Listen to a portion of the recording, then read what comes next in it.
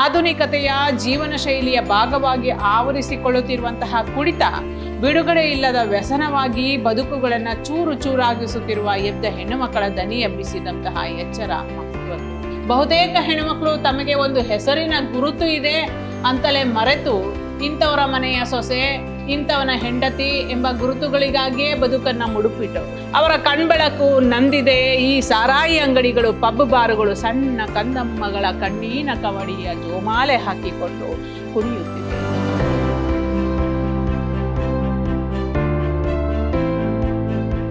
ಎಲ್ಲರಿಗೂ ನಮಸ್ಕಾರ. ನಾನು ತೇಜ SP, ಕನ್ನಡ ಸಹಾಯಕ ಪ್ರಾಧ್ಯಾಪಕಿ, ವಿದ್ಯಾಶ್ರಮ ಪ್ರಥಮ ದರ್ಜೆ ಕಾಲೇಜು, ಮೈಸೂರು. ಪ್ರಿಯ ವಿದ್ಯಾರ್ಥಿಗಳೇ, ಮೈಸೂರು ವಿಶ್ವವಿದ್ಯಾಲಯಕ್ಕೆ ಸಂಬಂಧಪಟ್ಟ ಹಾಗೆ 4ನೇ ಚತುರ್ಮಾಸ BBA ವಿದ್ಯಾರ್ಥಿಗಳಿಗಿಟ್ಟಿರುವ ಡಾಕ್ಟರ್ ವಿನಯ ಒಕ್ಕುಂದ ಅವರು ಬರೆದಿರುವಂತಹ ತೇಲ ಸಂಘದ ಗೆಳತಿಯರು ಈ ಗದ್ಯ ಭಾಗವನ್ನ ಕುರಿತು ನಾವು ಮಾತನಾಡೋಣ. ಬನ್ನಿ, ಮೊದಲಿಗೆ ಲೇಖಕಿಯ ಪರಿಚಯವನ್ನ ಮಾಡಿಕೊಳ್ಳೋಣ. ಡಾಕ್ಟರ್ ವಿನಯ ಒಕ್ಕುಂದ ಅವರು ಸಮಕಾಲೀನ ಕನ್ನಡ ಸಾಹಿತ್ಯದ, ಮಹಿಳಾ ಸಾಹಿತ್ಯದ ಮಹತ್ವದ ಲೇಖಕಿಯರಲ್ಲಿ ಒಬ್ರು. ಸಮಕಾಲೀನ ಮಹಿಳಾ ಸಾಹಿತ್ಯದ ಲೇಖಕಿಯರಲ್ಲಿ ಒಬ್ರು.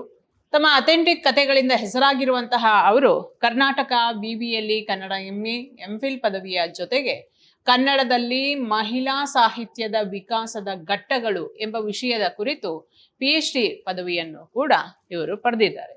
ಕನ್ನಡದಲ್ಲಿ ಮಹಿಳಾ ಸಾಹಿತ್ಯದ ವಿಕಾಸದ ಘಟ್ಟಗಳು ಅಂತ ಹೇಳಿ ಅದರಲ್ಲಿ ಸಂಶೋಧನೆಯನ್ನ ಮಾಡಿ ಅವರು ಗೌರವ ಡಾಕ್ಟರೇಟ್ ಪದವಿಯನ್ನು ಕೂಡ ಪಡೆದಿದ್ದಾರೆ. ಪ್ರಸ್ತುತ ಸರ್ಕಾರಿ ಪ್ರಥಮ ದರ್ಜೆ ಕಾಲೇಜು ದಾಂಡೇಲಿಯಲ್ಲಿ ಅವರು ಸಹ ಪ್ರಾಧ್ಯಾಪಕರಾಗಿ ಕಾರ್ಯವನ್ನ ನಿರ್ವಹಿಸ್ತಾ ಇದ್ದಾರೆ. ಇವರು ಬರೆದಂತಹ ಪ್ರಮುಖ ಕವನ ಸಂಕಲನಗಳು, ಕೃತಿಗಳನ್ನ ನಾವು ನೋಡೋದಾದ್ರೆ ಬಾಯಾರಿಕೆ, 100 ಗೋರಿಯ ದೀಪ, ಹಸಬಿ ಅನ್ನುವಂತಹ ಕವನ ಸಂಕಲನ, ಹಾಗೆ ಕಥಾ ಸಂಕಲನಗಳು ಊರ ಹೊರಗಣ ಬಯಲು ಮತ್ತು ಉರಿ. ಅದಲ್ಲದೆ ವಿಮರ್ಶಾ ಕೃತಿಗಳು ಮುಕ್ತಾಯಕ್ಕ ಮತ್ತು ಸತ್ಯಕ್ಕ ಅನ್ನುವಂತಹ ವಿಮರ್ಶಾ ಕೃತಿಯನ್ನು ಕೂಡ ಅವರು ಬರೆದಿದ್ದಾರೆ. ಇವರು ಬರೆದಿರುವಂತಹ ಸಂಪಾದಿತ ಕೃತಿ ತೆಂಕಣ ನುಡಿಗಳಲ್ಲಿ ಸ್ತ್ರೀವಾದಿ ಸಂಕಥನ, ಭಾರತೀಯ ಭಾಷೆಗಳಲ್ಲಿ ಮಹಿಳಾ ಸಾಹಿತ್ಯ. ಅದಲ್ಲದೆ ಕನ್ನಡಪ್ರಭ ಹಾಗೂ ವಿಜಯ ಕರ್ನಾಟಕ ಪತ್ರಿಕೆಗಳಲ್ಲಿ ಅಂಕಣ ಬರಹಗಳು ಕೂಡ ಇವರಿಂದ ಪ್ರಕಟ ಆಗಿದೆ. ಇವರ ಹಲವು ಕೃತಿಗಳು ನಾಡಿನ ಅನೇಕ ವಿವಿಗಳ ಪಠ್ಯಗಳು ಆಗಿವೆ. ಅಂತಹ ಅದ್ಭುತವಾದಂತಹ ಲೇಖನಗಳನ್ನ ಇವರು ಬರೆದಿದ್ದಾರೆ. ಇವರಿಗೆ ಪೂತಿನ ಕಾವ್ಯ ಪ್ರಶಸ್ತಿ, ಕರ್ನಾಟಕ ಸಾಹಿತ್ಯ ಅಕಾಡೆಮಿ ಬಹುಮಾನ, ಮತ್ತೆ ರತ್ನಮ್ಮ ಹೆಗಡೆ ದತ್ತಿ ಪ್ರಶಸ್ತಿ, HV ಸಾವಿತ್ರಮ್ಮ ದತ್ತಿ ಪ್ರಶಸ್ತಿ, ಮತ್ತೆ ಶಾಂತದೇವಿ ಕಣವಿ ಪ್ರಶಸ್ತಿ, ಹೀಗೆ ಅನೇಕ ಪ್ರಶಸ್ತಿಗಳು ಇವರಿಗೆ ಸಿಕ್ಕಿದೆ ಇವರ ಸಾಹಿತ್ಯ ಕೃತಿಗಳಿಗೆ. ಈ ಬರೆದಿರುವಂತಹ, ನಿಮಗೆ ಇಟ್ಟಿರುವಂತಹದ್ದು ತೇಲ ಸಂಘದ ಹೆಂಗಸರಿಗೆ ಒಂದು ಸಲಾಂ ಅಂತ ಹೇಳಿ. ಬೆಳಗಾವಿ ಜಿಲ್ಲೆಯ ಅಥಣಿಯ ತೇಲ ಸಂಘದ ಹೆಣ್ಮಕ್ಳು, ಬೆಳಗಾವಿ ಜಿಲ್ಲೆಯ ಅಥಣಿ ತಾಲೂಕಿನ ತೇಲ ಸಂಘದ ಅನ್ನುವಂತಹ ಹಳ್ಳಿಯ ಹೆಣ್ಮಕ್ಳು ತಮ್ಮ ಮನೆಯ ಪುರುಷರ ಕುಡಿತದ ಚಟಕ್ಕೆ ರೋಸಿ ಹೋಗಿ ಸಮೀಪದಲ್ಲಿರುವಂತಹ ಪಬ್ ಬಾರಿಗೆ ಅವರು ಬೆಂಕಿಯನ್ನ ಹಚ್ತಾರೆ.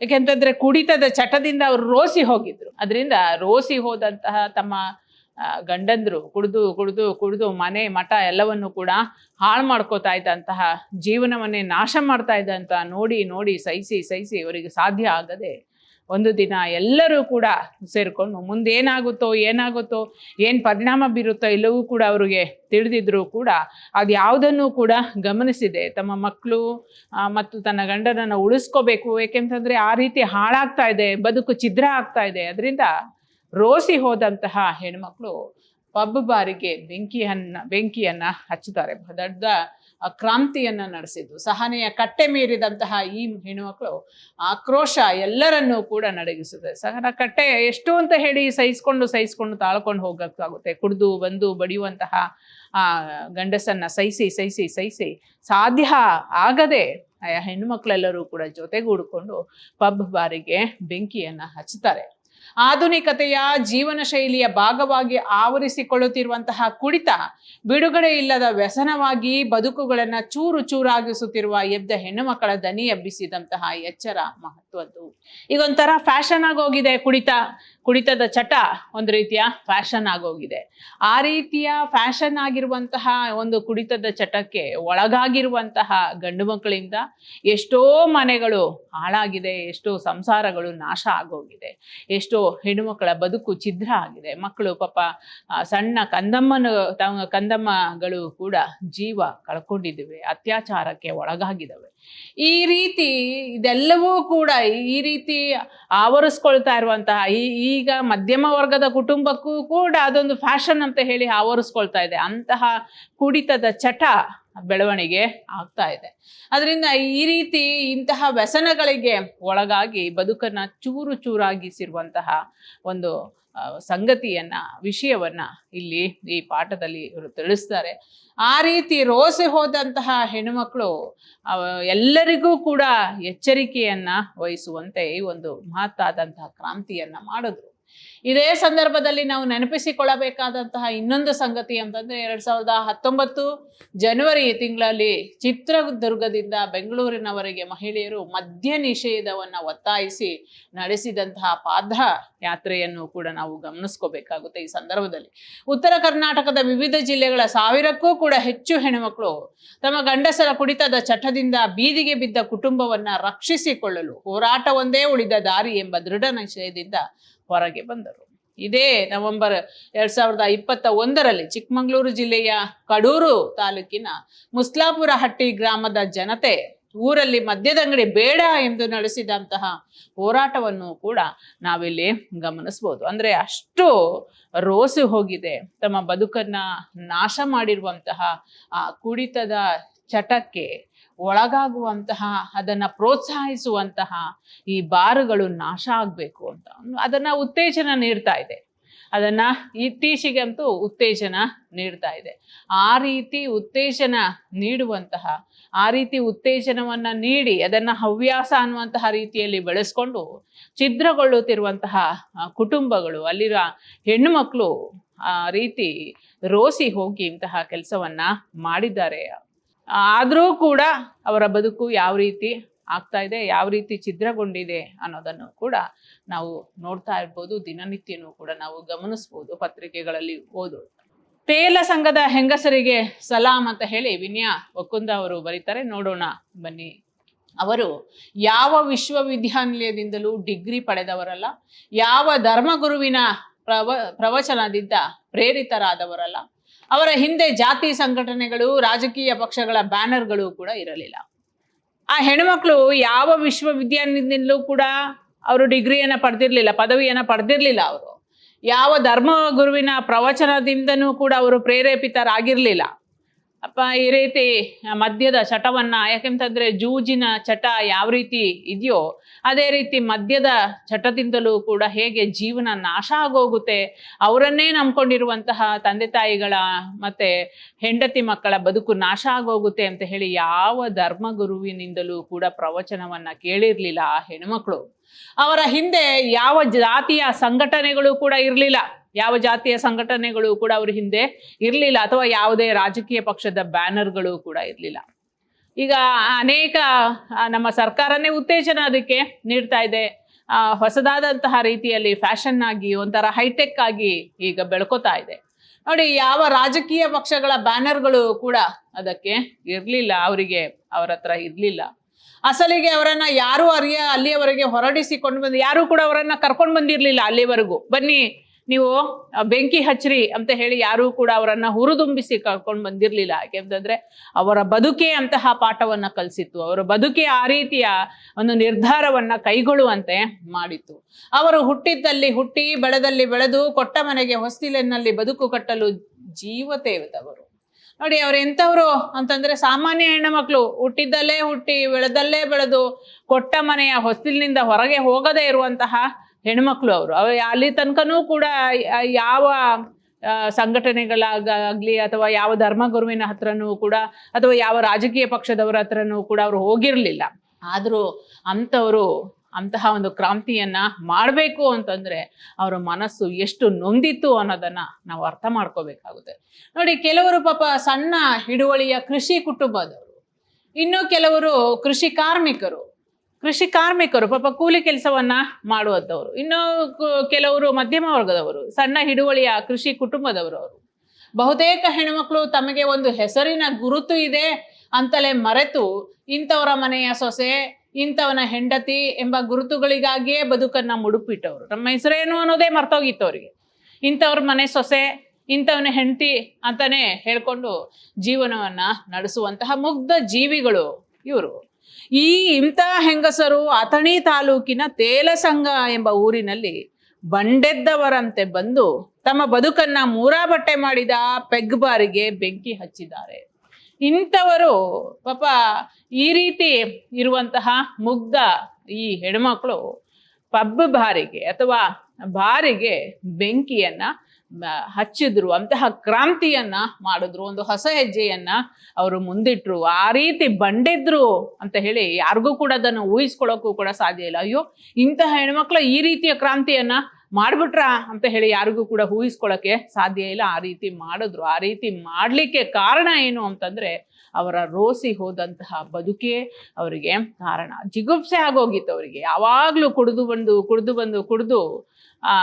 ಜೀವನ ನಾಶ ಆಗ್ತಾ ಇರೋದನ್ನ ನೋಡಿ ನೋಡಿ ಸಹಿಸ್ಕೊಳ್ಳೋಕೆ ಸಾಧ್ಯ ಆಗ್ತಾ ಇರಲಿಲ್ಲ. ತಮ್ಮ ಕಂದಮ್ಮಗಳು ಕೂಡ ಆ ಒಂದು ಪರಿಸ್ಥಿತಿಯಲ್ಲಿ, ತಾವೇನೋ ಆ ಪರಿಸ್ಥಿತಿಯಲ್ಲಿ ಇದ್ರೂ ಕೂಡ ತನ್ನ ಕಂದಮ್ಮಗಳು ಕೂಡ ಅಂತಹ ಪರಿಸ್ಥಿತಿಗೆ ಒಳಗಾಗ್ತಾ ಇದ್ದಾರಲ್ಲ, ಆ ಬದುಕು ನುಚ್ಚು ನೂರಾಗ್ತಾ ಇದೆಯಲ್ಲ ಅಂತ ಹೇಳಿ ಬೇಜವಾಬ್ದಾರಿತನದಿಂದ ಇರುವಂತಹ ಗಂಡಸರ ವಿರುದ್ಧ ರೋಸಿ ಹೋಗಿ ಅದನ್ನ ಉತ್ತೇಜನ ನೀಡ್ತಾ ಇರುವಂತಹ ಬಾರ್ಗಳನ್ನೇ ನಾಶ ಮಾಡಿಬಿಡ್ಬೇಕು ಅಂತ ಹೇಳಿ ಆ ಪಬ್ ಬಾರ್ಗಳಿಗೆ ಬೆಂಕಿಯನ್ನ ಹಚ್ತಾರೆ. ತಮ್ಮ ಬದುಕನ್ನ ಮೂರಾಬಟ್ಟೆ ಮಾಡಿದಂತಹ ಆ ಪೆಗ್ ಬಾರಿಗೆ ಅವರು ಬೆಂಕಿಯನ್ನ ಹಚ್ಚುತ್ತಾರೆ, ಕಲ್ಲು ತೂರಿದ್ದಾರೆ.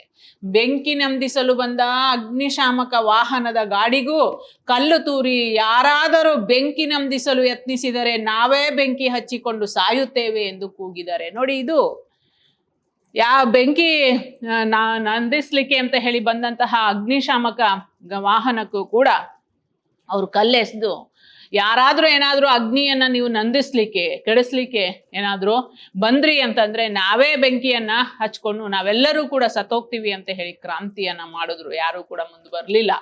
ಆ ಪಬ್ ಬಾರಿಗೆ ಬೆಂಕಿ ಬಿತ್ತು ಅಂತಂದ್ರೆ ಅದರಿಂದ ಹೇಗೆ ಕುಟುಂಬ ನಾಶ ಆಗ್ತಾ ಇದೆ ಅಂತ ಹೇಳಿ ಅದನ್ನ ಕಂಡುಂಡಂತಹ, ಅದರ ನೋವಿನಲ್ಲೇ ಇರುವಂತಹ ಆ ಹೆಣ್ಮಕ್ಳು ಆ ರೀತಿಯ ಒಂದು ಆಕ್ರೋಶವನ್ನ ವ್ಯಕ್ತಪಡಿಸ್ತಾರೆ. ಅಂದ್ರೆ ಇನ್ನು ಮುಂದೆ ಆದ್ರೂ ಕೂಡ ಕುಡಿತದ ಚಟದಿಂದ ಒಂದು ಅವರಿಗೆ ಮುಕ್ತಿ ಸಿಗ್ಲಿ, ನಮ್ಮ ಗಂಡ್ಮಕ್ಳು ಆರಾಮಾಗಿ ಇರ್ಲಿ, ಅವರ ಮನೆಯ ಜವಾಬ್ದಾರಿಯನ್ನ ತಗೊಳ್ಬೋದು ಅನ್ನುವಂತ ಒಂದು ಕಾರಣದಿಂದ ಅದನ್ನ ಆ ರೀತಿ ಮಾಡಿದ್ರು ಅಥಣಿ ತಾಲೂಕಿನ ತೇಲಸಂಗದ ಹೆಣ್ಮಕ್ಳು. ಮಾಧ್ಯಮ ಪ್ರತಿನಿಧಿಗಳ ಮುಂದೆ ಕೊರಳಿನ ಗುಳಿದಾಳಿ ಹಿಡಿದು ಇದೊಂದ ಉಳಿದೈತಿ, ಇದನ್ನಾರ ಉಳಿಸ್ಕೊಳ್ಳೋಣ ಬ್ಯಾಡ್ರೋ ಹೇಳ್ರಿ ಅಂತ ನಿಂತಿದ್ದಾರೆ. ನೋಡಿ, ಇದೊಂದು ಉಳಿದೈತಿ, ಇದನ್ನ ಉಳಿಸ್ಕೊಳ್ಳೋದೋ ಬ್ಯಾಡ್ವೋ ನೀವೇ ಹೇಳ್ರಿ ಅಂತ ಹೇಳಿ ಮಾಧ್ಯಮ ಪ್ರತಿನಿಧಿಗಳು ಬಂದು ಪ್ರಶ್ನೆಯನ್ನ ಕೇಳಿದಾಗ ಅದನ್ನ ಹೇಳಿದ್ರು. ಎಲ್ಲರೂ ತಬ್ಬಿಬ್ಬಾದ್ರು. ಅವರ ಕಣ್ಣುಗಳ ನೀರನ್ನು ಎಂದೋ ಅರಗಿಸಿಕೊಂಡಿವೆ, ಕಣ್ಣಿಂದ ಸುಡು ಸಂಕಟ ಸುರಿಯುತ್ತಿವೆ, ಅವ್ವಂದಿರ ಅಕ್ಕಪಕ್ಕ ಮುದುರಿಕೊಂಡ ಮುಟ್ಟ ಮಕ್ಕಳ ಮುಖ ನೋವಿನ ಜೀತದ ಮನೆಯಂತಿದೆ. ಅವರ ಕಣ್ಬೆಳಕು ನಂದಿದೆ ಈ ಸಾರಾಯಿ ಅಂಗಡಿಗಳು, ಪಬ್ ಬಾರುಗಳು ಸಣ್ಣ ಕಂದಮ್ಮಗಳ ಕಣ್ಣೀನ ಕವಡಿಯ ಜೋಮಾಲೆ ಹಾಕಿಕೊಂಡು ಕುಣಿಯುತ್ತಿವೆ. ಅವೆಲ್ಲರೂ ಅಲ್ಲಿ ಪಬ್ ಬಾರುಗಳ ಬೆಳವಣಿಗೆ ಆಗ್ತಾ ಇದೆ. ಅವಕ್ಕೆ ಅಯ್ಯೋ ಯಾರ ಮನೆ ಸಂಸಾರ ಹಾಳಾಯ್ತು, ಅಥವಾ ಯಾರ ಮನೆ ನಾಶ ಆಯ್ತು, ಯಾರ ಕುಟುಂಬ ಮುರಿದು ಬೀಳ್ತೋ, ಅಥವಾ ಯಾವ ಮಕ್ಕಳು ಸತ್ವೋ, ಇದು ಯಾವುದೂ ಕೂಡ ಬೇಕಾಗಿಲ್ಲ. ಇದು ಯಾವುದೂ ಕೂಡ ಇಲ್ವೇ ಇಲ್ಲ. ಅವ್ರಿಗೇನ್ ಬೇಕು ಅಂತಂದ್ರೆ ಕುಡಿಯೋರು ತಮ್ಮ ಪಬ್ ಬಾರ್ಗಳಿಗೆ ಬರಬೇಕು, ಅದರಿಂದ ಹಣವನ್ನ ಅವರು ದುಪ್ಪಟ್ಟು ಮಾಡ್ಕೋಬೇಕು, ಲಾಭ ಮಾಡ್ಕೋಬೇಕು, ಅಷ್ಟೇ ಬೇಕೇ ಹೊರತು ಕುರುಡು ಕಾಂಚಾಣಕ್ಕೆ ಕಣ್ಣಿಲ್ಲ ಅಂತ ಹೇಳ್ತಾರೆ. ಅದು ಸಣ್ಣ ಕಂದಮ್ಮಗಳ ಕವಡಿಯನ್ನೇ ಮಾಲೆಯಾಗಿ, ಕಣ್ಣಿನ ಕವಡಿಯನ್ನೇ ಮಾಲೆಯಾಗಿ ಹಾಕೋತವೆ. ಅವಾಗ ಯಾವುದೂ ಕೂಡ ಒಂದು ರೀತಿಯ ಮಾನವೀಯತೆ ಅನ್ನೋದು ಕೂಡ ಇರಲ್ಲ ಅಂತ. ಹಾಗೆ ಮಾನವೀಯತೆ ಇಲ್ಲದೆ ಕಣ್ಬೆಳಕನ್ನ ಕಿತ್ತಿಟ್ಟಂತಹ ರೀತಿಯಲ್ಲಿ ಅವು ವರ್ತಿಸುತ್ತವೆ. ಅವಕ್ಕೇನು ಕೂಡ ಬೇಕಾಗಿಲ್ಲ. ಅವ್ರಿಗೆ ಬೇಕಾಗಿರೋದೇನು ಅಂತಂದ್ರೆ ಲಾಭ ಅಷ್ಟೇ. ವ್ಯವಹಾರದಲ್ಲಿ ಲಾಭ ಆಗ್ಬೇಕು ಅಷ್ಟೇ ಬೇಕಾಗಿರೋದು. ಯಾರಿಗೂ ಕುಡ್ದು ಏನಾದ್ರು, ಅಥವಾ ಯಾರು ಕುಡ್ದು ಏನು ಅನಾರೋಗ್ಯ ಕೆಟ್ಟು, ಅಥವಾ ಯಾರು ಕುಡ್ದು ಯಾವ ರೀತಿಯ ಗಂಡ ಹೆಂಡತಿಯ ಜೊತೆಯಲ್ಲಿ ಜಗಳ ಆಯಿತು, ಅಥವಾ ಮಕ್ಕಳನ್ನು ಹೊಡೆದು ಬಡ್ದು ಸಾಯಿಸಿದ್ರು, ಮನೆ ಛಿದ್ರಗೊಂಡ್ವು, ಇದು ಯಾವುದೂ ಕೂಡ ಅವ್ರಿಗೆ ಬೇಕಾಗಿಲ್ಲ. ಅವ್ರಿಗೆ ಬೇಕಾಗಿರೋದು ಹಣ ಮಾತ್ರ. ಅದರಿಂದ ಆ ಪಬ್ ಬಾರ್ಗಳು ತುಂಬಾ ಬೆಳೀತಾ ಇದ್ವು. ಯಾರಿಂದ ಅಂತಂದ್ರೆ ಈ ಕುಡಿಯುವಂಥವ್ರಿಂದ. ಕುಡಿಯೋರ ಸಂಖ್ಯೆ ಹೆಚ್ಚಾದಾಗ ಪಬ್ ಬಾರ್ಗಳು ಕೂಡ ಹೆಚ್ಚಾಗ್ತಾ ಹೋಗುತ್ತೆ. ಲಾಭವನ್ನ ಅವರು ಮಾಡ್ಕೋತಾನೆ ಹೋಗ್ತಾರೆ. ಅದರಿಂದ ಬೇಸತ್ತಂತಹ, ರೋಸಿ ಹೋದಂತಹ ಈ ಹೆಣ್ಮಕ್ಳು ಆ ಬಾರಿಗೆ ಬೆಂಕಿಯನ್ನ ಹಚ್ಚುತ್ತಾರೆ. ನೋವು ರೋಷಗಳು ಬೆರೆತ ಅವರ ಮುಖಗಳಲ್ಲಿ ಕಿರಗೂರಿನ ಗಯ್ಯಾಳಿಗಳೇ ಇದ್ರೋ ಏನೋ. ಅವ್ರು ಮಾಡಿದಂತಹ ರೀತಿಯಲ್ಲಿ ಇವರು ಕೂಡ ಅದೇ ರೀತಿ ರೋಷದಿಂದ ಈ ಒಂದು ಕ್ರಾಂತಿಯನ್ನ ಮಾಡ್ತಾರೆ. ಅದೇನು ಸಾಂಕೇತಿಕ ಮುಷ್ಕರವಾಗಿರಲಿಲ್ಲ. ಕಲ್ಲು, ಸೀಮೆ ಎಣ್ಣೆ ಕಟ್ಟಿಕೊಂಡು ನಾವಿರ್ಬೇಕು, ಇಲ್ಲ ಈ ಬಾರ್ ಇರಬೇಕು ಅಂತ ಹೇಳಿ ದೃಢಚಿತ್ತದಲ್ಲೇ ಬಂದಿದ್ರು. ಕಲ್ಲು, ಸೀಮೆ ಎಣ್ಣೆ ಎಲ್ಲವನ್ನು ಕೂಡ ಕಟ್ಕೊಂಡು ಈ ಬಾರಿ ಇರಬೇಕು, ಇಲ್ಲ ನಾವಿರಬೇಕು ಅಂತ ಹೇಳಿ ದೃಢ ನಿರ್ಧಾರವನ್ನ ಮಾಡಿಕೊಂಡು ಆ ಹೆಣ್ಮಕ್ಳು ಅಲ್ಲಿಗೆ ಬಂದಿದ್ರು. ಕತ್ತಲೆ ಇನ್ನು ಮನೆಯ ಕಡೆಗೆ ಹೊರಟವರ ಕಾಲುಗಳಲ್ಲಿ ಮುಂಬರುವ 100 ಪ್ರಶ್ನೆಗಳನ್ನ ಎದುರಿಸುತ್ತೇವೆಂಬ ಕೆಚ್ಚಿತ್ತು. ನೋಡಿ, ಅವರ ಎದೆಗಾರಿಕೆ, ಛಲ ಎಂಥದ್ದು ಅನ್ನೋದನ್ನ ಇಲ್ಲಿ ಲೇಖಕಿ ಹೇಳ್ತಾರೆ. ಅವ್ರಿಗೆ ಗೊತ್ತು 100 ಪ್ರಶ್ನೆಗಳು ಎದುರಾಗುತ್ತೆ ಅನ್ನೋದು ಗೊತ್ತು, 100 ಸಮಸ್ಯೆಗಳು ಎದುರಾಗುತ್ತೆ ಅಂತ ಹೇಳಿ ಗೊತ್ತು. ಆದರೂ ಕೂಡ ಸಮಸ್ಯೆಯನ್ನ ನಿಭಾಯಿಸಬಲ್ಲವು ಅನ್ನುವಂತಹ ಕೆಚ್ಚು, ಎದೆಗಾರಿಕೆ ಅನ್ನೋದು ಅವರಲ್ಲಿ ಇತ್ತು. ಇಲ್ಲ ಅಂತಂದ್ರೆ ಅವರು ಆ ರೀತಿಯ ಒಂದು ನಿರ್ಧಾರವನ್ನ, ಛಲವನ್ನ ತಗೊಳಕ್ ಸಾಧ್ಯನೇ ಆಗ್ತಾ ಇರ್ಲಿಲ್ಲ. ಯಾಕೆ ಅಂತಂದ್ರೆ ತಮ್ಮ ಕುಟುಂಬ ಎಲ್ಲವೂ ಕೂಡ ಛಿದ್ರ ಆಗ್ತಾ ಇದೆ, ನಾಶ ಆಗ್ತಾ ಇದೆ. ಕುಡಿತದಿಂದ ರೋಸಿ ರೋಸಿ ರೋಸಿ ಅವರಿಗೆ ಜೀವನ ಜಿಗುಪ್ಸೆ ಅಂತ ಹೇಳಿ ಅನ್ನಿಸ್ಬಿಟ್ಟಿದೆ. ಆ ರೀತಿ ಇನ್ನು ಮುಂದಾದ್ರೂ ನಾವೇನಾದ್ರೂ ಮಾಡ್ಲಿಲ್ಲ ಅಂತ ಅಂದ್ರೆ ಇನ್ನೂ ಕೂಡ ಚಟಕ್ಕೆ ಒಳಗಾಗಿ ಪಾಪ ಪುಟ್ಟ ಮಕ್ಕಳನ್ನು ಕೂಡ ನಾವು ಕಳ್ಕೋಬೇಕಾಗುತ್ತೆ ಅನ್ನೋದು ಅವ್ರಿಗೆ ಗೊತ್ತಾಯ್ತು ಏನೋ. ಅದರಿಂದ 100 ಪ್ರಶ್ನೆಗಳು ಅವರನ್ನ ಎದುರಿಸುವಂತಹ ಒಂದು ಕೆಚ್ಚು ಇತ್ತು. ಹೀಗೆ ಒಂದು ಹೆಜ್ಜೆಗೆ ಮುಗಿದು ಬಿಡುವ ಕಥೆಯಲ್ಲ ಎಂಬ ಅರಿವು ಇತ್ತು. ಇದೊಂದು ಬಾರಿಗೆ ಏನಾದ್ರೂ ಬೆಂಕಿ ಹಚ್ಬಿಟ್ರೆ ಅಲ್ಲಿ ಕತೆ ಮುಗ್ದೋಗುತ್ತೆ. ನಮ್ಮ ಮನೆಯ ಗಂಡಸರು ಕುಡಿಯಕ್ ಹೋಗಲ್ಲ, ಎಲ್ಲೂ ಕೂಡ ಕುಡಿಯಲ್ಲ, ಎಲ್ಲ ನಿಲ್ಲಿಸ್ಬಿಡ್ತಾರೆ ಅಂತ ಏನೂ ಕೂಡ ಇಲ್ಲ, ಮತ್ತೊಂದನ್ನು ಹುಡ್ಕೊಂಡು ಹೋಗ್ತಾರೆ ಅವರು. ಅದರಿಂದ ಅದು ಕೂಡ ಮುಂದೇನಾಗ್ಬೋದು, ಏನೇನು ಸಮಸ್ಯೆಗಳು ಆಗ್ಬೋದು, ಇದೊಂದನ್ನ ನಾಶ ಮಾಡಿದ್ರೆ ಸಾಧ್ಯನಾ ಅಂತ ಹೇಳಿಯೂ ಕೂಡ ಅವರ ಮನಸ್ಸಲ್ಲಿ ಅನೇಕ ಪ್ರಶ್ನೆಗಳು ಕೂಡ ಇದ್ವು. ಆದರೆ ಆ ನಿರ್ಧಾರದಲ್ಲಿ ಮಾತ್ರ ತುಳಿದು ನೆಲಕಚ್ಚಿದ ಗರಿಕೆ ಮೈ ಮುರಿದು ಏಳುವ ಅದಮ್ಯ ತ್ರಾಣವಿತ್ತು. ಅಂತಹ ಶಕ್ತಿ ಅವರಿಗೆ, ಗರಿಕೆ ಹೇಗೆ ಮತ್ತೆ ಹುಟ್ಟುತ್ತದೋ ಹಾಗೆ ಅದಮ್ಯವಾದಂತಹ ಒಂದು ತ್ರಾಣ ಶಕ್ತಿಯೂ ಕೂಡ ಅವರಿಗಿತ್ತು. ಅಂತಂದ್ರೆ ಮುಂದೊಂದು ದಿನ ಅಂತಹ ಸಮಸ್ಯೆ ಇನ್ನೊಂದು ಹುಟ್ಕೊಂಡ್ರು ಕೂಡ ಅದನ್ನು ಕೂಡ ನಾಶ ಮಾಡ್ತೀವಿ ಅಂತ ಹೇಳಿ ಅವರಿಗೆ ಅನಿಸಿತ್ತು.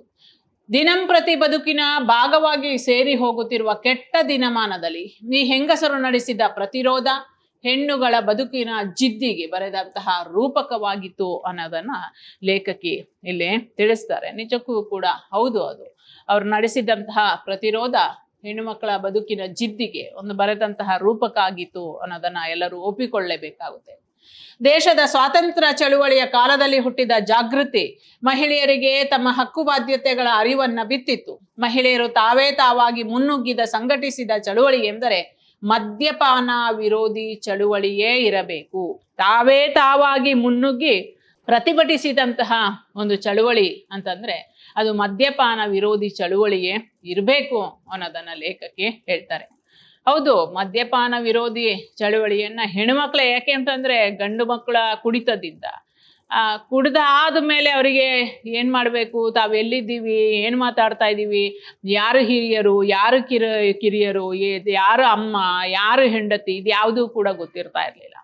ಆಮೇಲೆ ತಾವು ಹೇಗೆ ವರ್ತಿಸ್ತಾ ಇದ್ದೀವಿ, ಅವಳನ್ನ ಹೊಡಿತಾ ಇದೀವೋ, ಬಡಿತಾ ಇದೀವೋ, ಇನ್ನೇನಾದ್ರೂ ಸಮಸ್ಯೆ ಆಯ್ತು, ಅದರಿಂದ ಏನಾದ್ರೂ ತೊಂದರೆಗಳು ಆಯ್ತು, ಇದು ಯಾವ ಜ್ಞಾನದ ಪರಿವೇ ಇಲ್ಲದೆ ಇರುವಂತಹ ರೀತಿಯಲ್ಲಿ, ದೆವ್ವಗಳ ರೀತಿಯಲ್ಲಿ ಅವರು ವರ್ತಿಸ್ತಾರಲ್ಲ, ಅದನ್ನ ಸಹಿಸ್ಕೊಂಡು ಸಾಕಾದಂತಹ ಆ ಹೆಣ್ಣುಮಕ್ಕಳು ಇಂತಹ ಒಂದು ಪ್ರತಿರೋಧವನ್ನ ವ್ಯಕ್ತಪಡಿಸಿದ್ರು. ಈ ರೀತಿಯ ಒಂದು ಹೊಸ ಹೆಜ್ಜೆಗೆ ನಾಂದಿಯನ್ನ ಹಾಡಿದ್ರು.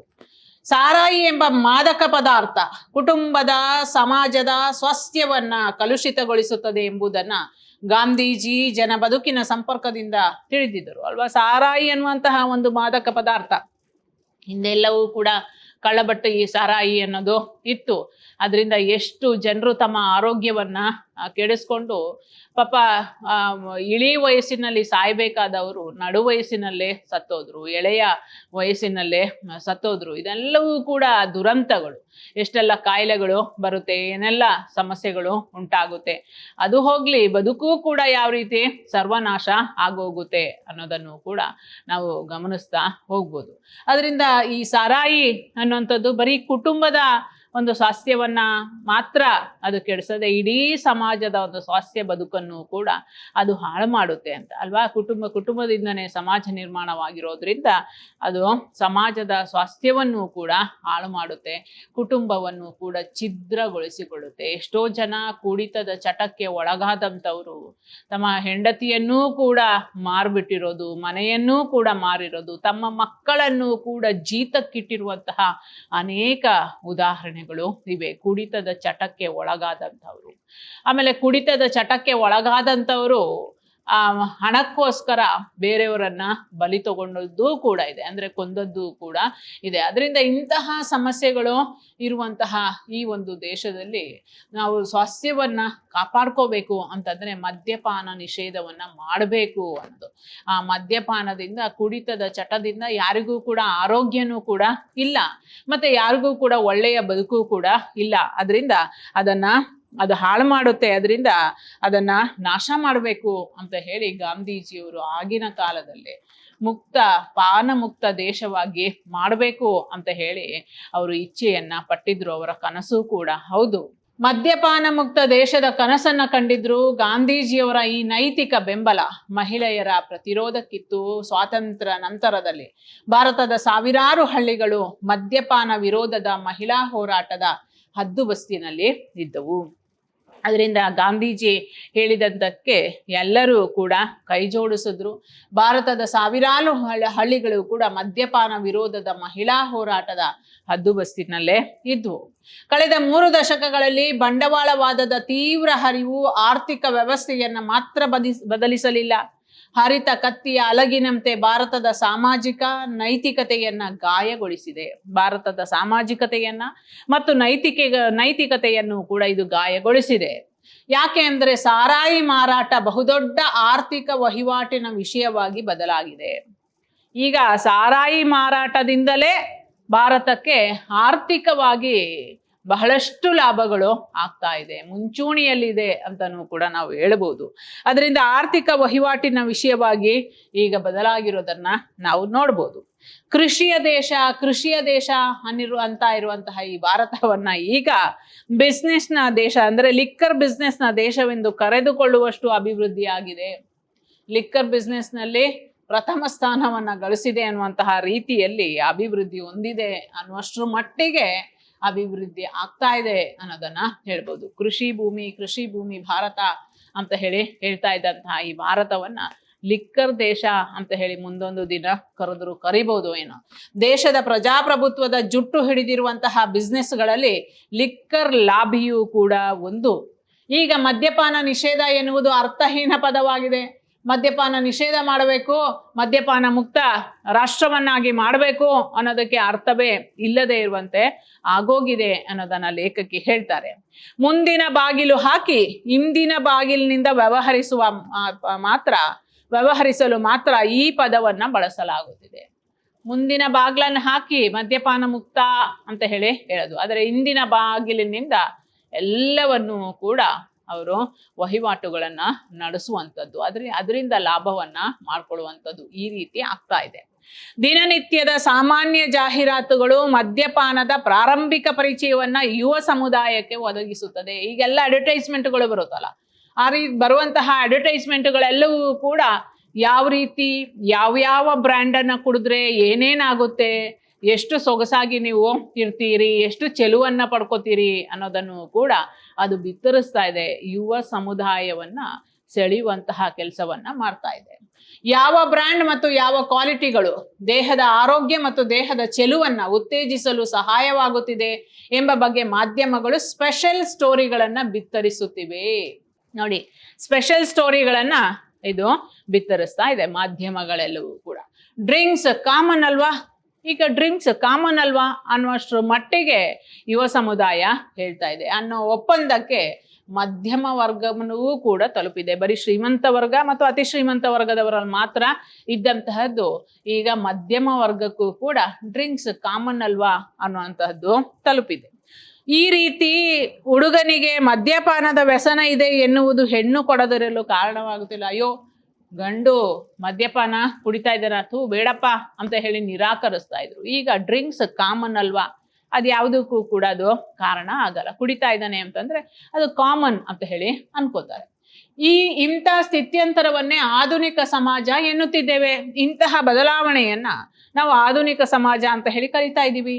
ಮದ್ಯಪಾನ ಭೌಗೋಳಿಕ ಪರಿಸರ ಮತ್ತು ಸಂದರ್ಭಗಳಿಗೆ ಅನುಗುಣವಾಗಿ ಮನುಷ್ಯ ರೂಪಿಸಿಕೊಂಡ ಆಹಾರ ಪಾನೀಯ ಎಂಬುದನ್ನ ಮರೆಯಬೇಕಿಲ್ಲ ಅಲ್ವಾ.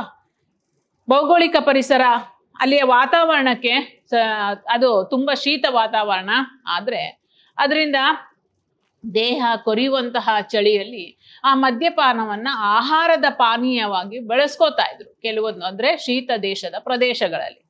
ಆದ್ರೆ ಈ ಶೀತ ವಾತಾವರಣಕ್ಕದು ಅಗತ್ಯವೆಂದೇ ಪರಿಗಣಿಸೋಣ ಅಲ್ವಾ. ಶೀತ ವಾತಾವರಣಕ್ಕೆ ಅದು ಅಗತ್ಯ ಅಂತ ಹೇಳಿ ನಾವು ಅದನ್ನ ಪರಿಗಣಿಸ್ಬೋದು. ಆದ್ರೆ ನಮ್ಮಂತಹ ಭಾರತ ದೇಶದಲ್ಲಿ ನಾವು ಅದನ್ನ ರೂಢಿ ಮಾಡ್ಕೊಂಡಿದ್ದೀವಿ, ಫ್ಯಾಷನ್ ಮಾಡ್ಕೊಂಡಿದ್ದೀವಿ. ಅದು ಸಾಮಾನ್ಯ ಅನ್ನುವಷ್ಟರ ಮಟ್ಟಿಗೆ ಈ ಟೀ ಕಾಫಿಗಳನ್ನ ಕುಡಿಯುವಂತಹ ರೀತಿಯಲ್ಲಿ ಈ ಪೆಗ್ ಪಾರ್ಟಿಗಳನ್ನು ಕೂಡ ಮಾಡ್ತಾ ಇದ್ದಾರೆ. ಅದರಿಂದ ಶೀತ ವಾತಾವರಣಕ್ಕದು ಅಗತ್ಯವೆಂದೇ ಪರಿಗಣಿಸೋಣ. ಬದುಕಿನ ಅಪರೂಪದ ಪ್ರಸಂಗಗಳಲ್ಲಿ ಮನಸ್ಸಿನ ಉತ್ತೇಜನಕ್ಕಿರಲೇ ಎಂದು ಒಪ್ಪಿಕೊಳ್ಳೋಣ. ಬದುಕಿನ ಅಪರೂಪದ ಸಂದರ್ಭಗಳಲ್ಲಿ ಏನಾದರೂ ಮನಸ್ಸಿನ ಉತ್ತೇಜನಕ್ಕೋಸ್ಕರ, ಸಂತೋಷ ಪಡ್ಲಿಕ್ಕೋಸ್ಕರ ಯಾವತ್ತೋ ಒಂದು ದಿನ ಅದನ್ನ ಬಳಸ್ತಾರೆ ಅಂತ ಹೇಳಿ ಅನ್ಕೊಳ್ಳೋಣ. ಅದು ದ್ರಾಕ್ಷಿಯಿಂದ ತೆಗೆದಂಥದ್ದೇ ಆಗಿರ್ಬೋದು, ಮತ್ತೊಂದು ಯಾವುದೇ ಆಗಿರ್ಬೋದು. ಆದ್ರೆ ಆ ಥರದನ್ನ ಬಳಸ್ತಾ ಇದ್ರು. ಆದ್ರೆ ಈಗ ಇತ್ತೀಚೆಗೆ ಎಲ್ಲವೂ ಕೂಡ ಮನೆ ಮಂದಿ ಎಲ್ಲವೂ ಕೂಡ ಕೂತು ಒಟ್ಟಿಗೆ ಕುಡಿಯುವಂತಹ ಒಂದು ಫ್ಯಾಷನ್ ಅನ್ನೋದು ಬೆಳೆದು ಬಂದ್ಬಿಟ್ಟಿದೆ. ಒಂದು ಬಟ್ಟಲು ಮಧುಪಾತ್ರೆ ಬದುಕಿನ ಸತ್ಯ ಶೋಧಕ್ಕೆ, ತಾತ್ವಿಕ ಅನ್ವೇಷಣಕ್ಕೆ, ಅನನ್ಯ ಭಾವ ಸ್ಪಂದನೆಗೆ ಮೀಟುಗೋಲಾಗಿದ್ದನ್ನ ಮರೆಯದಿರೋಣ. ಒಂದು ಬಟ್ಟಲು ಮಧುಪಾತ್ರೆ ಯಾವುದೋ ಒಂದು ಸತ್ಯ ಶೋಧಕ್ಕೋ ಅಥವಾ ಯಾವುದೋ ಒಂದು ಅನ್ವೇಷಣೆಕ್ಕೋ ಅಥವಾ ಯಾವುದೋ ಒಂದು ಭಾವ ಸ್ಪಂದನೆಗಳಿಗೋ ಏನೋ ಅದನ್ನ ಹಂಚ್ಕೊಂಡ್ರು, ಕುಡಿದ್ರು, ಇದನ್ನ ನಾವು ಅದನ್ನ ಒಪ್ಕೊಳ್ಬೋದು. ಇದೊಂದು ಮೀಟುಗೋಲು ಅನ್ನೋದನ್ನ ನಾವು ಮರೀಲಿಕ್ಕೆ ಸಾಧ್ಯ ಇಲ್ಲ. ನೋಡಿ, ಅವ್ರು ಹೇಳ್ತಾರೆ, ಒಂದು ಗುಟುಕು ಮದ್ಯದ ಸಾತ್ ಗಾನದ ಗುಂಜಾರವಕ್ಕೆ ಕಾರಣವಾಗಿದ್ದಂತೆ. ಯಾವ್ದಾದ್ರು ಒಂದು ಹಾಡನ್ನ ಕಟ್ಟಬೇಕು ಅಂತ ಅಂದ್ರು ಕೂಡ ಈಗ ಉಮರ್ ಖಯ್ಯಾಮ್ ಆಗಿರ್ಬೋದು ಅಥವಾ ನಮ್ಮ ಕುವೆಂಪುರವರಿಗೆ ನಶೆಯನ್ನ ಸೇದುವಂತಹದ್ದು ಇತ್ತು. ನಶೆಯನ್ನ ಹಾಕೊಂಡೇ ಅವರು ಪದ್ಯವನ್ನ ಬರಿತಾ ಇದ್ರು. TP ಕೈಲಾಸಂ ಅದ್ಭುತವಾದಂತಹ ಅವರಿಗೆ ಸಿಗರೇಟ್ ಅನ್ನ ಸೇದುವಂತಹ ಒಂದು ಚಟವೂ ಕೂಡ ಇತ್ತು. ಅಂದ್ರೆ ಅದು ಪ್ರೇರಣೆಯನ್ನ ನೀಡ್ತಾ ಇತ್ತು ಅವರ ಕಾವ್ಯಕ್ಕೆ, ಕೃತಿಗೆ ಅಥವಾ ಹಾಡುಗಳಿಗೆ ಅಂತ ಹೇಳಿ ಹೇಳ್ಬೋದು. ಆದ್ರೆ ಅದನ್ನ ನಾವು ಒಪ್ಕೊಳ್ಳೋಣ. ಆದ್ರೆ ಹಾಡುಗಾರರಾಗಿರ್ಬೋದು ಅಥವಾ ಯಕ್ಷಗಾನ ಬಯಲಾಟದ ಆಟವನ್ನ ದಿಗಿನಗೊಳಿಸುವುದಕ್ಕೆ ಅದು ನೆಪವಾಗಿದೆಯಂತೆ. ಯಕ್ಷಗಾನ ಬಯಲಾಟಗಳನ್ನ ಆಟ ಆಡೋದಕ್ಕೆ ಅದು ಇನ್ನೂ ಕೂಡ ತುಂಬಾ ಉತ್ತೇಜನವನ್ನ ನೀಡುವುದಕ್ಕೆ ಅದೆಲ್ಲವೂ ನೆಪ ಅಂತ ಹೇಳಿ ನಾವು ಅದನ್ನು ಮೀಟುಗೋಲಾಗಿತ್ತು ಅನ್ನೋದನ್ನ ಒಪ್ಕೋಬಹುದು. ಆದ್ರೆ ಮನಸ್ಸಿನ ಉದ್ವೇಗವನ್ನ ಸೃಜನಶೀಲ ಶೋಧನೆಯ ಮೆಟ್ಟಿಲಾಗಿಸಿಕೊಳ್ಳುವುದು ಅಷ್ಟು ಸಲೀಸಲ್ಲ. ಬಹಳ ಅದ್ಭುತ ಇಲ್ಲಿ.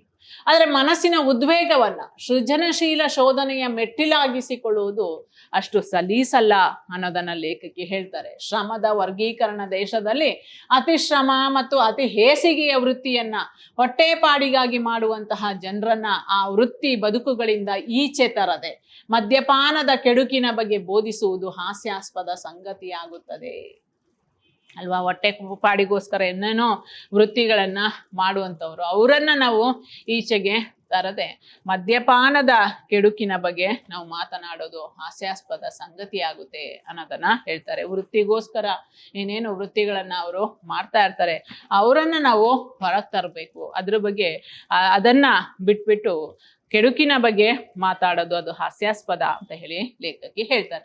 ಸಮಸ್ಯೆ ಎಂದರೆ ಮದ್ಯಪಾನವೀಗ ಜೀವನ ಕ್ರಮದ ಒಂದು ಭಾಗ ಆಗೋಗಿದೆ. ಜೀವನ ಕ್ರಮದ ಒಂದು ಭಾಗನೇ ಅದು ಆಗೋಗಿದೆ. ಫ್ಯಾಷನಿಗಾಗಿ ಅಕಾರಣವಾಗಿ ಕುಡಿತದ ಚಟ ವ್ಯಾಪಿಸಿದೆ. ಕಾರಣನೇ ಇರಲ್ಲ. ಮದುವೆ ಆಯ್ತು ಅಂತಂದ್ರೆ ಮದುವೆ ಆಗೋಕ್ಕಿಂತ ಮುಂಚೆ ಒಂದು ಪಾರ್ಟಿ, ಮದುವೆ ಆದ್ಮೇಲೆ ಒಂದು ಪಾರ್ಟಿ, ಮದುವೆ ಮುರಿದಾದ್ಮೇಲೆ ಒಂದು ಪಾರ್ಟಿ, ಈ ತರ ಕಾರಣನೇ ಇಲ್ಲದೆ ಯಾವ್ಯಾವುದೋ ಕಾರಣಕ್ಕೆ ಈ ಕುಡಿತದ ಪಾರ್ಟಿಗಳನ್ನ ಇಟ್ಕೋತಾರೆ. ಅದೊಂದು ರೀತಿಯ ಈಗ ಫ್ಯಾಷನ್ ಆಗೋಗಿದೆ. ಇಂದು ನಗರಗಳಲ್ಲಿ ಅಸಂಘಟಿತ ಕಾರ್ಮಿಕ ವಲಯವಾಗಿ ದುಡಿಯುತ್ತಿರುವ ಬಹುತೇಕ ಹೆಂಗಸರು ಮನೆಯ ಗಂಡಸರ ಕುಡಿತದ ಚಟಕ್ಕೆ ಬದುಕು ದಿವಾಳಿ ಎದ್ದಾಗ ತೆವಳುತ್ತಾ ಹೊರಬಂದರು. ಕುಡ್ದು ಕುಡ್ದು ಕುಡ್ದು ಕುಡ್ದು ಅವರು ಜೀವನವನ್ನ ನಾಶ ಮಾಡ್ಕೊಂಡಿದ್ರು, ಮನೆಯನ್ನ ನಾಶ ಮಾಡ್ತಾ ಇದ್ರು. ಅದರಿಂದ ಅದಕ್ಕೆ ಆ ಚಟಕ್ಕೆ ಒಳಗಾಗಿ ದಿವಾಳಿ ಎದ್ದಂತಹ ಸಂದರ್ಭದಲ್ಲಿ ಅಪ್ಪ ಇನ್ನು ಬದುಕನ್ನ ಕಟ್ಟಿಕೊಳ್ಳಲು ಸಾಧ್ಯ ಇಲ್ಲ ಅಂತ ಹೇಳಿ ತೆವಳುತ್ತಾ ಹೊರಬಂದವರು ಕೂಡ ಇದ್ದಾರೆ. ಒಬ್ಬೊಬ್ಬರದು ಒಂದೊಂದು ಮಹಾಕಾವ್ಯವೇ. ಅಂತಹ ಹೆಣ್ಮಕ್ಳ ಬದುಕು ಒಬ್ಬೊಬ್ರದ್ದು ಒಂದೊಂದು ಮಹಾಕಾವ್ಯವನ್ನೇ ಬರಿಬಹುದು, ಅಷ್ಟು ಕಥೆಗಳನ್ನ ಬರಿಬಹುದು ಅನ್ನೋದನ್ನ ಲೇಖಕಿ ಹೇಳ್ತಾರೆ. ಆ ರೀತಿ ಸಂಸಾರ ಹಾಳಾಗೋಗಿರೋದನ್ನು ಕೂಡ ನಾವು ನೋಡ್ತೀವಿ. ಕುಡುಕನನ್ನು ಕುಡಿದು ಕುಡಿದು ಬಿಟ್ಟು ಹೋದವನನ್ನು ಅಲಕ್ಷಿಸಿ ಬದುಕನ್ನ ಸಂಗೋಪನ ಮಾಡಲು ಹೊರಟ ಮೊಸರಿನ ಮಂಗಮಂದಿರೇ ಇವರ ಕಣ್ಣ ನೆತ್ತರೂ ಎದೆಯ ನಿಟ್ಟಿಸಿರು. ನೋಡಿ, ಎಷ್ಟೋ ಜನ ಕುಡ್ದು ಕುಡ್ದು ಕುಡ್ದು ಕುಡ್ದು ಸಂಸಾರವನ್ನ ಹಾಳು ಮಾಡ್ಕೊಂಡವರು ಕೂಡ ಇದ್ದಾರೆ. ಕುಡಿತದ ಚಟಕ್ಕೆ ಒಳಗಾಗಿ ತಮ್ಮ ಮನೆ ಮಠಗಳನ್ನ ಹಾಳು ಮಾಡ್ಕೊಂಡವರು ಕೂಡ ಇದ್ದಾರೆ. ಹೆಣ್ಮಕ್ಳು ಅಂದ್ರೆ ತಮ್ಮ ಹೆಂಡತಿ ಮಕ್ಕಳನ್ನ ಬೀದಿಗೆ ತಂದವರು ಕೂಡ ಇದ್ದಾರೆ. ಅಥವಾ ಕುಡಿದು ಕುಡಿದು ಕುಡಿದು ಎಲ್ಲೋ ಬಿಟ್ಟು ಹೋದವರು ಕೂಡ ಇದ್ದಾರೆ. ಹೀಗೆ ಮೊಸರಿನ ಮಂಗಮ್ಮನಂತೆ ಕಷ್ಟಪಟ್ಟವರು ಯಾವಾಗ್ಲೂ ಕೂಡ ನಿಟ್ಟುಸಿರನ್ನ ಬಿಡುತ್ತಾ ಬದುಕನ್ನ ಸಾಗಿಸ್ಕೋಬೇಕಲ್ಲ ಅಂತ ಹೇಳಿ ಜೀವನೋಪಾಯವನ್ನ ಹುಡುಕೊಂಡು ಹೊರಬಂದವರು ಎಷ್ಟೋ ಜನ ಹೆಣ್ಮಕ್ಳು ಕೂಡ ಇದ್ದಾರೆ. ಆ ರೀತಿ ಕುಡಿತದ ಚಟ ಇದೆಯಲ್ಲ, ಅದು ಯಾವುದೇ ಒಂದು ಲಾಭವನ್ನ ಅಥವಾ ಯಾವುದೇ ಒಂದು ಉತ್ತೇಜನಕಾರಿಯಾದದ್ದನ್ನ ಅಥವಾ ಯಾವುದೇ ಒಂದು ಆರೋಗ್ಯ ವೃದ್ಧಿಸಿರೋದನ್ನ ನಾವು ಎಲ್ಲೂ ಕೂಡ ಕಾಣಕ್ಕೆ ಸಾಧ್ಯನೇ ಇಲ್ಲ. ಒಂದು ಆರೋಗ್ಯವನ್ನ ಹಾಳು ಮಾಡಿಕೊಂಡು ಸತ್ತಿರ್ತಾರೆ, ಒಂದು ಮನೆ ಮಠವನ್ನ ಕಳ್ಕೊಂಡು ಅವರು ಸತ್ತಿರ್ತಾರೆ, ಒಂದು ಸಾಲ ಮಾಡಿಕೊಂಡು ಅದನ್ನ ಅಯ್ಯೋ ಸಾಲ ಮಾಡ್ಬಿಟ್ಟಿದ್ದೀನಲ್ಲ ಅಂತ ಹೇಳಿ ಮತ್ತು ಕುಡ್ದು ಕುಡ್ದು ಕುಡು ಜೀವನವನ್ನ ನಾಶ ಮಾಡ್ಕೊಂಡಿರೋದನ್ನ, ಹೆಂಡತಿ ಮಕ್ಕಳ ಬಾಯಿಗೆ ಮಣ್ಣು ಹಾಕಿರೋದನ್ನು ಕೂಡ ನಾವು ಕಂಡಿದ್ದೇವೆ. ಅದರಿಂದ ಅಂತಹ ಆ ರೀತಿಯೆಲ್ಲ ಆಗುತ್ತೆ ಹೊರತು ಕುಡಿತದಿಂದ ಇನ್ನೇನೂ ಕೂಡ ಪ್ರಯೋಜನ ಇಲ್ಲ ಅನ್ನೋದನ್ನ ಲೇಖಕಿ ಇಲ್ಲಿ ಸ್ಪಷ್ಟಪಡಿಸ್ತಾ ಇದ್ದಾರೆ. ಅಪಮಾನದ ಹುಯಿಲು ಒಂದಲ್ಲ ಒಂದು ದಿನ ವಿಷದ ಕಳ್ಳಿಗಳಂತೆ ಬೆಳೆದು ಪಬ್ಗಳನ್ನ, ಬಾರ್ಗಳನ್ನ, ಸಾರಾಯಿ ಅಂಗಡಿಗಳನ್ನ ಸುಟ್ಟು ಉರಿಸಬಹುವಂತ ಆಗಬೇಕಾಗಿದೆ. ಮಿತಿಮೀರಿದ ಚಟ ಮನುಷ್ಯನ ಸುಖವನ್ನ ಕಸಿದಿದೆ. ಮಿತಿಮೀರಿರುವಂತಹ ಚಟ ಇದೆಯಲ್ಲ, ಅದು ಮನುಷ್ಯನ ಸುಖವನ್ನೇ ಕಸಿದುಕೊಂಡಿದೆ. ವಿವೇಚನಾ ಶಕ್ತಿಯನ್ನ ನುಂಗ್ಬಿಟ್ಟಿದೆ. ತಾವು ಏನು ವಿವೇಚನೆ ಮಾಡಬೇಕು ಅನ್ನೋದನ್ನ ಅದು ನುಂಗ್ಬಿಟ್ಟಿದೆ. ದುಡಿಮೆಯನ್ನ ಗಡಂಗಿಗೆ ಸುರಿದಂತಹ ಮೂರ್ಖರನ್ನ ಆಗಿಸಿದ್ದಾರೆ. ಕುಡಿದು ಬಂದ ಅಪ್ಪ ಅಣ್ಣಂದಿರಿಂದ ಅತ್ಯಾಚಾರಕ್ಕೆ ಒಳಗಾದಂತಹ ಎಳೆಯ ಮಕ್ಕಳು ಮಾತನಾಡಬೇಕಾಗಿದೆ. ಇದನ್ನ ಎಷ್ಟೋ ಸಲ ನಾವು ಅದನ್ನ ಪತ್ರಿಕೆಗಳಲ್ಲಿ ನಾವು ಗಮನಿಸ್ತಾ ಇರ್ತೀವಿ. ಅತ್ಯಾಚಾರಕ್ಕೆ ಒಳಗಾದ್ರು ಅಂತ ತಮ್ಮ ಸ್ವಂತ ಸಂಬಂಧಿಕರಿಂದಲೇ ಅಥವಾ ತಂದೆಯಿಂದಲೇ, ಅಣ್ಣನಿಂದಲೇ, ಮಾವನಿಂದಲೇ ಅತ್ಯಾಚಾರಕ್ಕೆ ಒಳಗಾದುವಂತಹ ಹೆಣ್ಣುಮಕ್ಕಳು ಕೂಡ ಇದ್ದಾರೆ. ಕುಡಿದು ಬಂದಾದ್ಮೇಲೆ ಯಾರು ಹೆಂಡತಿ ಯಾರು ಮಕ್ಕಳು ಅನ್ನೋದು ಕೂಡ ಜ್ಞಾನ ಇಲ್ಲದೆ ಇರುವಂತಹ ರೀತಿಯಲ್ಲಿ ರಾಕ್ಷಸ ಪ್ರವೃತ್ತಿಯನ್ನ ಬೆಳೆಸ್ಕೊಂಡಿರೋದನ್ನು ಕೂಡ ನಾವು ನೋಡ್ತೀವಿ. ಮಲೆಗಳಲ್ಲಿ ಮದುಮಗಳು ಅನ್ನುವಂತಹ ಕಾದಂಬರಿಯಲ್ಲಿ ಕುಡಿದು ಬಂದಂತಹ ಚಿಂಕ್ರ ತನ್ನ ಹೆಂಡತಿಯ ಸಾವಿಗೆ ಕಾರಣವಾಗುವಂತಹ ಒಂದು ತಣ್ಣನೆಯ ಕ್ರೌರ್ಯದ ಚಿತ್ರಣ ಇದೆಯಲ್ಲ, ಆ ಸ್ಥಿತಿ ಇಂದಿಗೂ ಕೂಡ ಹಾಗೇ ಇದೆ. ಈ ಬಂಡವಾಳವಾದವು ಬೆಳೆಸುತ್ತಿರುವ ಸುಖದ ಭ್ರಮೆಯ ಬೆನ್ನು ಹತ್ತಿ ಕುಡಿತದ ಚಟಕ್ಕೆ ದಾಸನಾದಂತಹ ವ್ಯಕ್ತಿ ಆತ್ಮದ್ರೋಹಿಯಾಗುತ್ತಾನೆ, ಕುಟುಂಬ ದ್ರೋಹಿಯಾಗುತ್ತಾನೆ, ಸ್ವಹತ್ಯೆಗೆ ತನ್ನನ್ನು ಒಡ್ಡಿಕೊಳ್ಳುತ್ತಾನೆ. ಅವನು ಆತ್ಮದ್ರೋಹಿ, ಕುಟುಂಬ ದ್ರೋಹಿ, ಮತ್ತೆ ತಾನೇ ಆತ್ಮಹತ್ಯೆಯನ್ನ ಮಾಡ್ಕೊಳ್ಳೋಕ್ಕೂ ಕೂಡ ಕಾರಣ ಆಗ್ತಾನೆ. ಇದನ್ನ ಬರೆಯುತ್ತಿರುವಾಗಲೇ ನನ್ನ ಹತ್ತಿರದ ಸಂಬಂಧಿಯೊಬ್ಬ ಸತ್ತ ಸುದ್ದಿ ಅವರಿಗೆ ಕೇಳಿಸುತ್ತೆ. ಕಷ್ಟದಿಂದ ಓದಿ ಒಳ್ಳೆಯ ಹುದ್ದೆಯಲ್ಲಿ ಇದ್ದಂಥವನು, ಇಬ್ಬರು ಗಂಡು ಮಕ್ಕಳು ಈಗಿನ್ನೂ ಕೂಡ ಹೈಸ್ಕೂಲ್ ಓದ್ತಾ ಇದ್ದಾರೆ. ಅವನು ಕೆಲ ವರ್ಷಗಳಿಂದ ಕುಡಿದು ಕುಡಿದು ಲಿವರ್ ಕೆಟ್ಟು ಕಡೆಗೆ ಹೋಗಿಯೇ ಬಿಟ್ಟ. ಅವನು ಸತ್ತೋದ. ಅವಳು ಅವನ ಹೆಂಡತಿಯಾದವಳು ಅಚ್ಚ ಮಲ್ಲಿಗೆ ಅಂತ ಹುಡುಗಿ. ಪಾಪ ಆ ಹೆಣ್ಮಗಳು ಏನ್ ಮಾಡಕ್ಕಾಗುತ್ತೆ? ಆ ಗಂಡನ ಕುಡಿತದ ಚಟಕ್ಕೆ ಮಂಜಿನಲ್ಲಿ ಸುಟ್ಟವಳಂತೆ ತಂಡು ಹೊಡೆದಿದ್ದಾಳೆ. 2 ವರ್ಷಗಳ ಹಿಂದೆ ಮದುವೆಯೊಂದರಲ್ಲಿ ಭೇಟಿಯಾಗಿದ್ದಳು. ಗಂಡ ಕುಡಿದು ಕಣ್ಣು ಕೆಂಪೇರಿಸಿ ಓಡಾಡುತ್ತಿದ್ದರೆ ಈ ಜಗತ್ತಿಗೆ ಸಂಬಂಧವೇ ಇಲ್ಲದ ಶೂನ್ಯದಲ್ಲಿ ಮೂಲೆಯಾಗಿ ಕುಳಿತಿದ್ದಳು. ಏನ್ ಮಾಡಕ್ಕಾಗುತ್ತೆ ಪಾಪ ಹೆಣ್ಮಗಳು? ಗಂಡ ಆ ರೀತಿ ಓಡಾಡ್ತಾ ಇದ್ರೆ ಒಂಥರ ಅಸಹ್ಯ ಅಂತ ಹೇಳಿ ಅನ್ಸುತ್ತೆ. ಪಾಪ ಆ ಹುಡುಗಿ ಯಾವುದೋ ಶೂನ್ಯದಲ್ಲಿ ಮುಳುಗಿದ್ಲು. ಅಪ್ಪ ನನ್ನ ಬದುಕು ಹಿಂಗಾಗೋಯ್ತಲ್ಲ ಅಂತ ಹೇಳಿ ಶೂನ್ಯದಲ್ಲಿ ಮುಳುಗಿದ್ಲು ಅನ್ನೋದನ್ನ ಹೇಳ್ತಾರೆ. ಅವಳ ಕಣ್ಣುಗಳಲ್ಲಿ ಹಬ್ಬ ಅದೆಂತ ತಾಶೆ ಇತ್ತು ತೇಟು ಹುಣ್ಣಿಮೆ ಚಂದ್ರನ ಹೆಣದಂತೆ ಅನ್ನೋದನ್ನ ತಿಳಿಸ್ತಾರೆ. ಇಲ್ಲಿ ನನಗಿಂತಲೂ ಚಿಕ್ಕವಳವಳು ಅನ್ನೋದನ್ನ ಲೇಖಕಿ ಹೇಳ್ತಾರೆ. ಅವಳ ಮುಖ ನನಗೆ ಶಾಶ್ವತವಾಗಿ ಕಳೆದು ಹೋಗಿತ್ತು. ತುಂಬಾ ಲವಲವಿಕೆಯಿಂದ ಸಂತೋಷದಿಂದ ಬಾಳನ್ನ ನಡೆಸಬೇಕಾದಂತಹ ಅವಳು ಶಾಶ್ವತವಾಗಿ ಅವಳು ಶೂನ್ಯಲಾಗಿ ಹೊರಟೋದ್ಲು ಅಂತೇಳಿ. ಮಕ್ಕಳನ್ನ ಹಡೆದ ತಪ್ಪಿಗೆ ಹಲ್ಲು ಕಚ್ಚಿ ಜೀವ ಹಿಡಿದ್ಲು. ಬರೀ ಒಂದ್ ರೀತಿಯ ಶವವಾಗಿ ಅವಳು, ಜೀವಂತ ಶವವಾಗಿ ಅವಳು ಇದ್ಲು.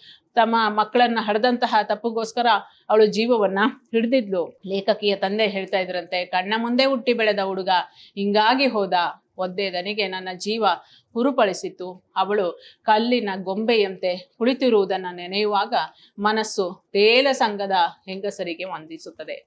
ಆ ತೇಲ ಸಂಘದವರು ಮಾಡಿದಂತಹ ಆ ಕೆಲಸಕ್ಕೆ ವಂದನೆಯನ್ನ ಮಾಡುತ್ತೆ ಅನ್ನೋದನ್ನ ಲೇಖಕಿ ತಿಳಿಸ್ತಾರೆ. ಎಲ್ಲರಿಗೂ ಕೂಡ ಅರ್ಥ ಆಗಿದೆ ಅಂತ ಹೇಳಿ ಅನ್ಕೊಂಡಿದ್ದೀನಿ. ಎಲ್ಲರಿಗೂ ಒಳ್ಳೇದಾಗ್ಲಿ. ಧನ್ಯವಾದಗಳು.